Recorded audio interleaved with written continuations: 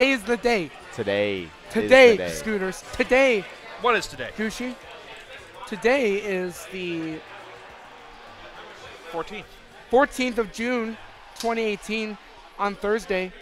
That it is. The day that Yanni will will defeat Amazing Zenodo. things.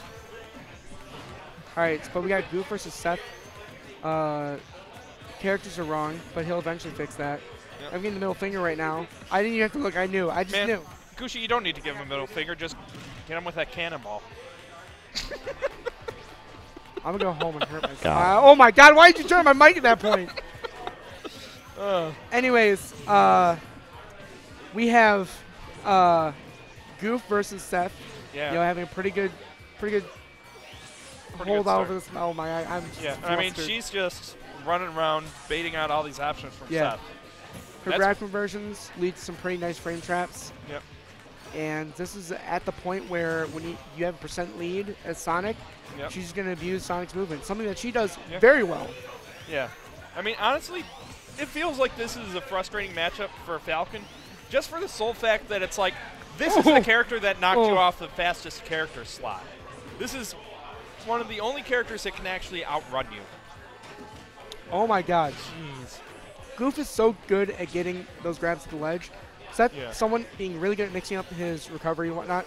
Goof ran across the stage, got a pivot grab, a classic. I always see Goof get it. Yeah. And then Goof waited in place and got another grab at the ledge, which could have potentially been a stock both times. And Seth isn't really getting those straight hits like he would normally be able to with someone who's been, I'm glad that Goof didn't approach that. Yeah, But, that would have been horrible. Yeah, second hit down smash for Falcon's actually safe on shield. Fun fact. But Goof has been avoiding those straight hits, something that you typically get when you're not being dominant as Falcon. Yep.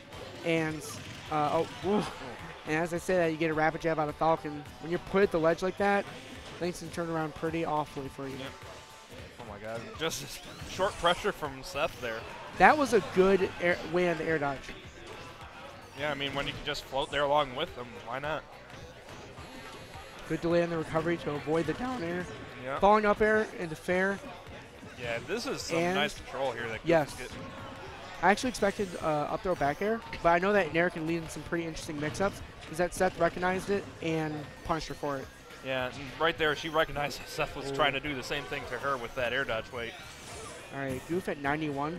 If Seth can just get one neutral win here, or like a really good read, he can turn this around. It's at those percents where the mix-ups that come out of Falcon can start killing. Yep. Like say you hit Goof the right way and she air dodges into F smash, you know, stuff like that. Yep. But right now, I mean, Goof is just being really elusive here. Seth finally getting something here, but Goof's just able to retreat right to the ledge. Not really enough, and good grab conversion there. Those combos definitely crucial. The more damage you deal against Falcon, the harder it is for him to come back. Yep. As long as you're not letting him get anything crazy, you know, Goof's done a really good job of that. Yeah, because there's that weird range where it's like he starts getting that rage, but you're at that percent where nothing connects. Yeah, see, that was one of those mix-ups I was talking about. You know, run past Falcon option.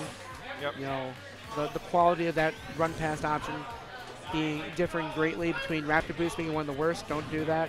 It works. It shouldn't. To pivot grab. Yeah. It catches the spot dodges. That's why it works. Because people are expecting that pivot grab, and then it's like, oh, why is he pulling back away from me? Why am I flying into the blast zone? Why now? I let that happen to myself? Just like me getting hit by Cannonball. I've roasted myself, so now you guys can't ever do it to me. And he died. Man. Oh wait, I was looking at the percents wrong. I'm not gonna lie. My mind, my PTSD just like circled through my head about the Cannonball, and just mixed everything up. I got dyslexic for a moment. It's fine. It's fine.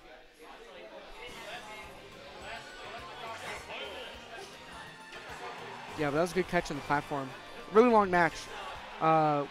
Goof being really dominant in the set, so either Seth goes into this next game with a refreshed mindset saying, this is a fresh game.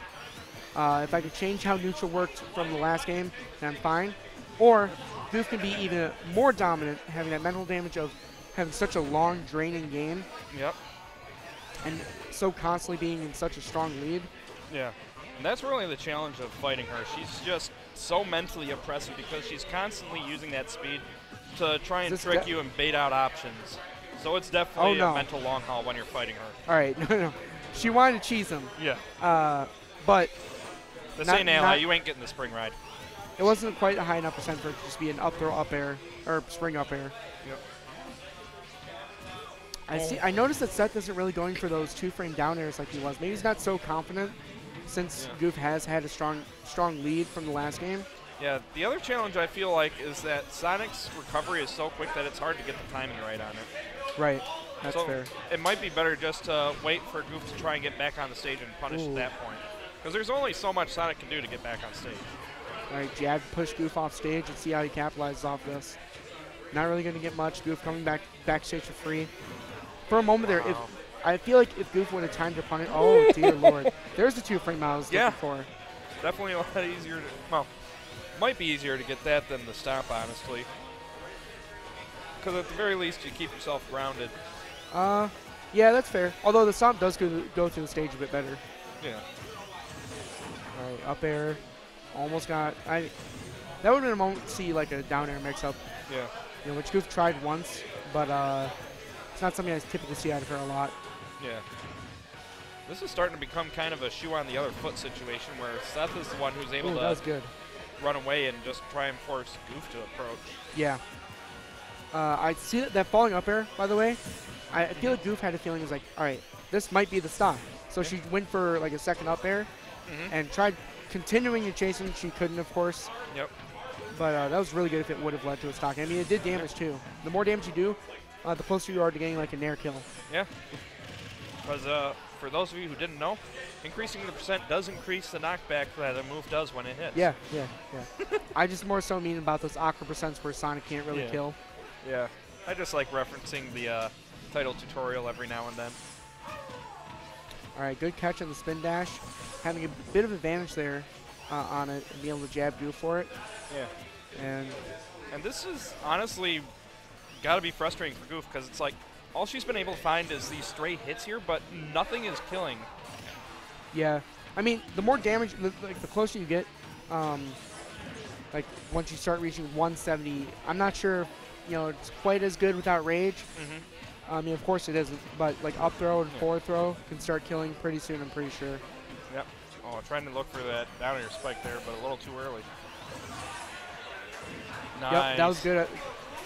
Good catch on the air dodge again. Similar stock taken to like the last game. Expected an air, but Goof was like, all right, I might be a little bit out of range for this.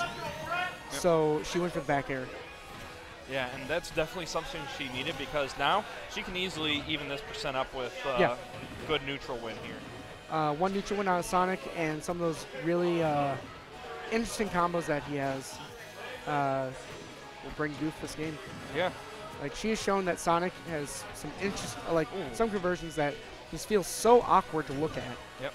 Oh, down tilt send Goof back down. All right, we had another 2-frame there, and Seth was. You can see Seth getting a bit more confident because he got the 2-frame, attempted it again. Ooh, back throw here. That could be a stock.